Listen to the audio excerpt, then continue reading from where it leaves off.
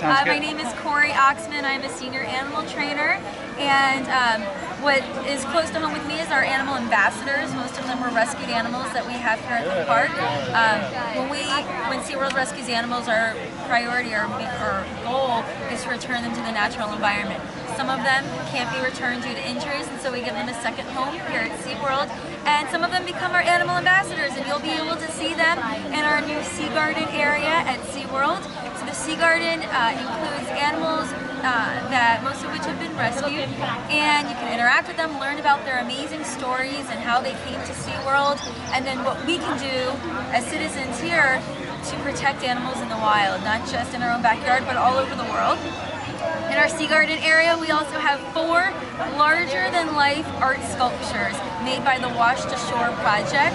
It's a not-for-profit organization based in Oregon that we've partnered with, and these sculptures represent the trash that has been washed ashore or found in the oceans. The people just throw off their boats or leave on the beach, and this now trash has become huge art sculptures. So you'll see those in the Sea Gardens and learn about what we can do to care for our oceans and the animals that live in them.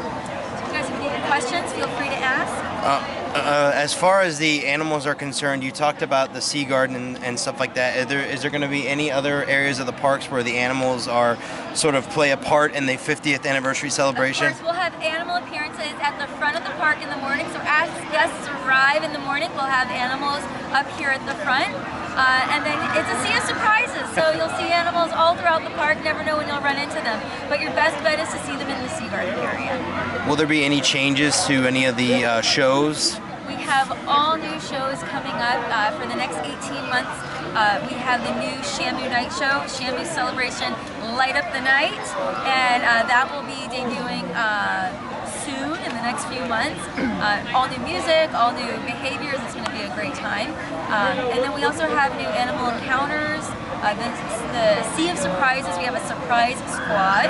People that are roaming the park looking for unsuspecting guests to get surprised with gifts ranging from plush stuffed animals to behind-the-scenes tours, reserved seating at shows, and we're even giving away airline tickets to see some of our other parks. Is that completely random? It's completely random, so keep your eyes out, but don't go trying to find people. They'll find you, and you'll get randomly surprised. That's every day over the next 18 months. Now, Terry mentions it's completely a wet zone out there. Getting me a little nervous. We have some splashing going on. We have the bubble makers over at the Happy Harbor area. So really throughout the whole park on all the pathways, you'll see things that you've never seen before at SeaWorld. What is your job on a daily basis? What would you do like today normally? Not doing blogger interviews. I'm an animal trainer and I work with the animals that you'll see at the Sea Gardens. Okay. So I train them to become cooler guests, to travel. We go to New York and Puerto Rico and into California, traveling with our animals to go on TV, so we get them used to all this kind of craziness that's going on. And that we also talk about our conservation. The SeaWorld and Busch Gardens Conservation Fund has donated over $11 million in the last 11 years. So I talk about that and how, the little things that you guys do. Just by coming to our parks, you're supporting the conservation efforts that we donate money to. And you talked about the rescued animals being sort of animal ambassadors and so on and so forth. How do you train those animals, or you were talking about taking them out of the park. Do the animal ambassadors do that? How do you train them for that if they do? We go in very short, slow steps. You don't want to overwhelm them too fast, so we'll expose them to a few different people, a few different noises, and we really just base it on the animal's comfortability. When they're comfortable doing something small, then we'll bring them to something like this where there's a lot of people around. All the animals you saw that just came up on the stage, those were our animal ambassadors. Some of them were as new as just about 3 months in our department that we've been training them to do that. The spoonbill that you saw, he's less than a year old, and he was actually born here at our park, or hatched here. So it's really neat to see these animals that we've developed relationships with when they're young, and then being able to show them to all of you and all the work that we've done with them. But how many different animals would we find in an average day?